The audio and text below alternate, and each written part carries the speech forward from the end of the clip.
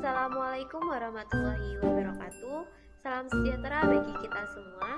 Yang saya hormati Ibu Lilik Desmawati MPD dan juga Bapak Abdul Malik SPD MPD selaku dosen pengampu mata kuliah Kesehatan Masyarakat.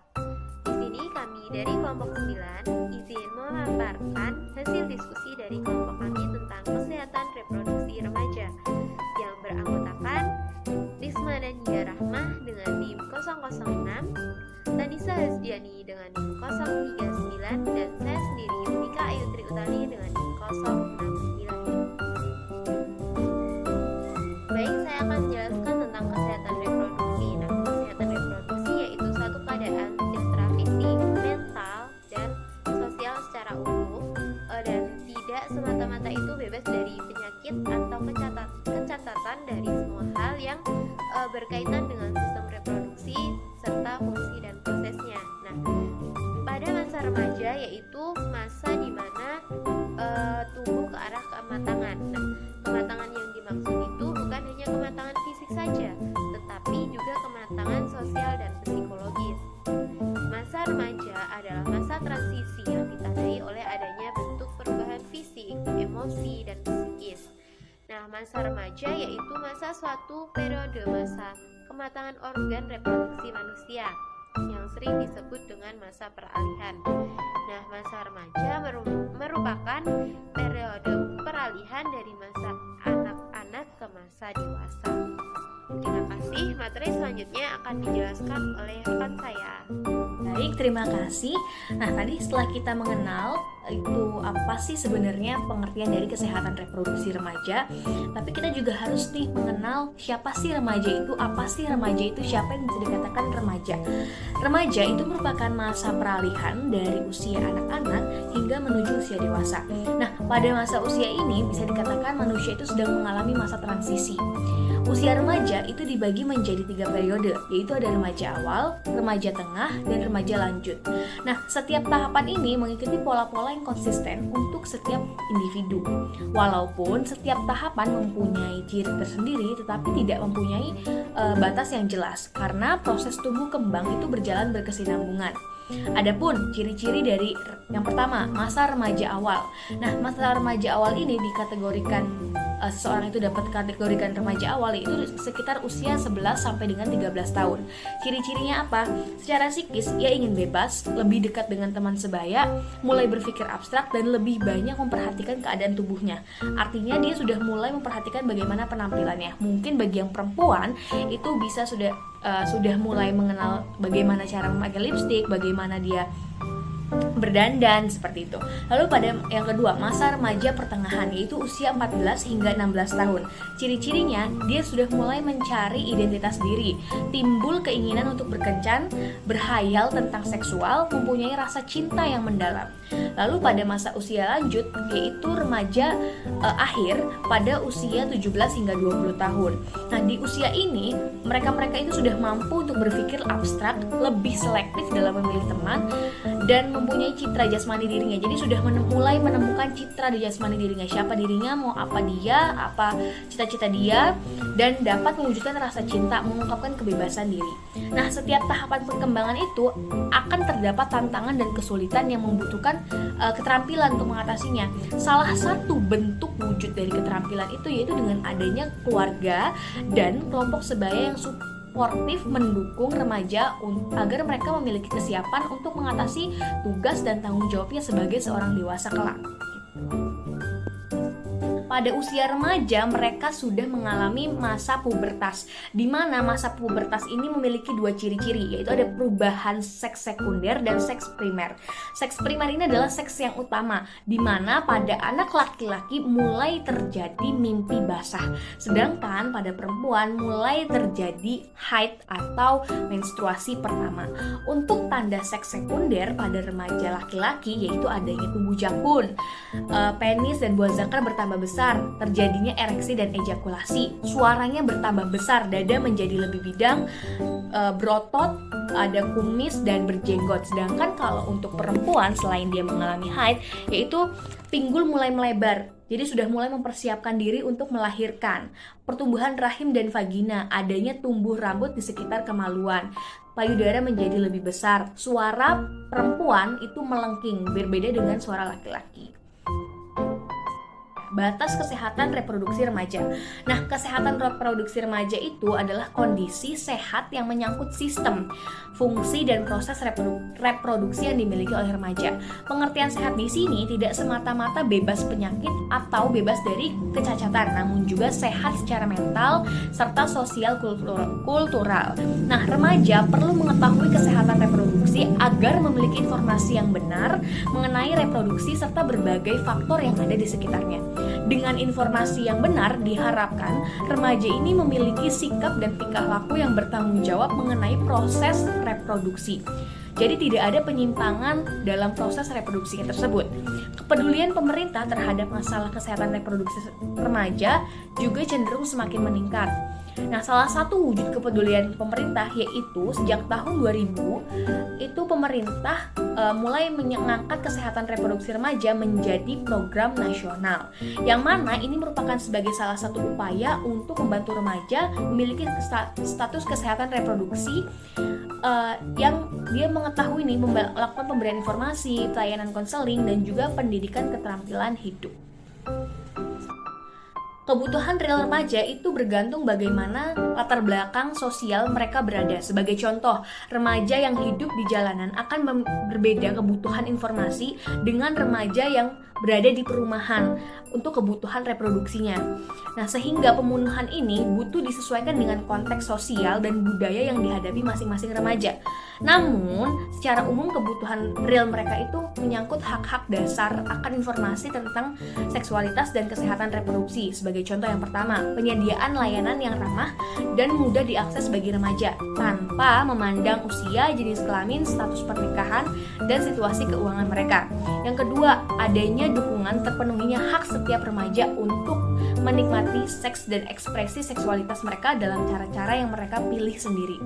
Konteks seks di sini itu mereka remaja-remaja yang memang sudah waktunya untuk melakukan kegiatan tersebut dan memang tidak melanggar norma maupun aturan yang berlaku. Lalu yang ketiga, yaitu penyediaan informasi dan pemberian hak mendapatkan pendidikan mengenai reproduksi dan seksualitas. Informasi dan pendidikan yang diberikan ini harus mendorong terjadinya independensi dan keyakinan diri dari remaja. Yang keempat, adanya jaminan kerahasiaan dalam relasi sosial dan seluruh aspek dari seksualitas mereka. Yang kelima, penyediaan informasi yang bisa diakses sesuai dengan perkembangan remaja. Baik, terima kasih atas waktunya. Selanjutnya yaitu ada hak-hak remaja terkait dengan kesehatan reproduksinya. Nah, selain kebutuhan tersebut, remaja juga memiliki hak-hak mendasar terkait kesehatan reproduksinya. Nah, yang dimana hak-hak ini juga harus terpenuhi sebagai kebutuhan dasar mereka. Hak-hak ini yaitu sebagai berikut. Yang pertama ada hak hidup, yang dimana hak dasar setiap individu tidak terkecuali remaja untuk terbebas dari resiko kematian karena kehamilan, khususnya bagi remaja perempuan. Nah, yang kedua yaitu ada hak atas pelayanan dan perlindungan kesehatan. Nah, yang dimana termasuk dalam hal ini yaitu perlindungan privasi, martabat, kenyamanan, dan kesinambungan. Nah, yang ketiga yaitu ada hak atas kerahasiaan pribadi, yang dimana artinya pelayanan kesehatan reproduksi bagi remaja dan setiap individu harus menjaga kerahasiaan atas pilihan-pilihan mereka. Nah, yang keempat yaitu ada hak atas informasi dan pendidikan. Nah, ini termasuk kepada jaminan kesehatan dan kesejahteraan perorangan maupun keluarga dengan adanya informasi dan pendidikan kesehatan reproduksi yang memadai tersebut. Nah, yang kelima yaitu ada hak atas kebebasan berpikir, yang dimana hak kebebasan berpendapat terbebas dari penafsiran, ajaran yang sempit, kepercayaan, tradisi, mitos-mitos, dan filosofi yang dapat membatasi kebebasan berpikir tentang pelayanan kesehatan reproduksi dan seksual. Nah, yang keenam yaitu ada hak berkumpul dan beradaptasi dalam politik. Nah, hal ini termasuk mendesak pemerintah dan parlemen agar mendapatkan masalah kesehatan reproduksi menjadi prioritas kebijakan negara. Nah, hak terbebas dari penganiayaan dan perlakuan buruk. Nah, hal ini terutama bagi anak-anak dan remaja untuk mendapatkan perlindungan dari eksploitasi, pelecehan, perkosaan, penganiayaan, dan kekerasan seksual. Nah, yang ke-8 yaitu ada hak mendapatkan manfaat dari ilmu pengetahuan terbaru. Nah, yang dimana hak ini hak mendapatkan pelayanan kesehatan reproduksi yang terbaru, aman, dan dapat diterima. Nah, yang ke-9 yaitu ada hak memutuskan punya anak dan punya anak atau tidak. Nah, yang ke-10 yaitu ada hak atas kesejahteraan dan bebas dari segala bentuk diskriminasi. Ini berarti setiap individu dan juga remaja berhak bebas dari segala bentuk diskriminasi termasuk kehidupan keluarga, reproduksi, dan seksual. Yang ke-11 yaitu ada hak untuk memilih keluarga. Nah, mereka ini berhak merencanakan, membangun, dan memilih bentuk keluarganya. Itu hak untuk menikah atau tidak menikah. Yang terakhir yaitu yang ke-12 ada hak atas kebebasan dan keamanan, yang dimana remaja berhak mengatur kehidupan seksual dan reproduksinya sehingga tidak ada seorang pun yang dapat memaksanya untuk hamil, aborsi, ber-KB, dan sterilisasi. Selanjutnya yaitu ada masalah kesehatan reproduksi pada remaja. Nah, di mana kuatnya norma sosial yang menganggap seksualitasi adalah tabu akan berdampak pada kuatnya penolakan terhadap usulan agar pendidikan seksualitas terintegrasikan ke dalam kurikulum pendidikan. Nah, sekalipun sejak reformasi bergulir, hal ini telah diupayakan oleh sejumlah pihak seperti organisasi-organisasi non-pemerintah dan juga pemerintah itu sendiri, khususnya Departemen Pendidikan Nasional, untuk memasukkan seksualitas dalam mata pelajaran pendidikan reproduksi remaja. Nah, namun hal itu belum sepenuhnya mampu mengatasi problem real yang dihadapi oleh remaja. Nah, faktanya masih terkait seksualitas dan kesehatan reproduksi masih banyak dihadapi oleh remaja itu sendiri. Masalah-masalah tersebut yaitu antara lain yang pertama ada perkosaan. Kejahatan perkosaan ini biasanya banyak sekali modusnya. Nah, korbannya itu tidak hanya remaja perempuan saja, melainkan ada juga remaja laki-laki atau sodomi.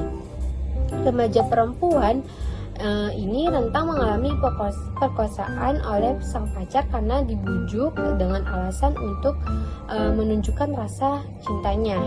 Nah, yang kedua yaitu ada free sex, yang dimana seks bebas ini dilakukan dengan pasangan atau pacar yang berganti-ganti. Seks bebas pada remaja ini di bawah usia 17 tahun secara medis selain dapat membesar kemungkinan terkait infeksi menular seksual dan virus HIV, juga dapat merangsang tumbuhnya sel kanker pada rahim remaja perempuan. Nah, sebab pada remaja perempuan usia 12-17 tahun ini mengalami perubahan aktif pada sel dalam mulut rahimnya. Selain itu, seks bebas biasanya juga dibarengi dengan penggunaan obat-obatan terlarang di kalangan remaja, sehingga hal tersebut akan semakin memperparah persoalan yang dihadapi remaja terkait kesehatan reproduksi ini. Nah, yang ketiga yaitu ada kehamilan tidak diinginkan atau KTD, yang dimana hubungan seks pernikahan di kalangan remaja didasari pula oleh mitos-mitos seputar masalah seksualitas. Misalnya, mitos berhubungan seksual dengan sang pacar merupakan bukti cinta. Nah, atau mitos bahwa berhubungan seksual hanya sekali tidak akan menyebabkan suatu kehamilan. Padahal hubungan seks sekalipun hanya dilakukan sekali juga dapat menyebabkan kehamilan selama si remaja perempuan itu dalam masa subur.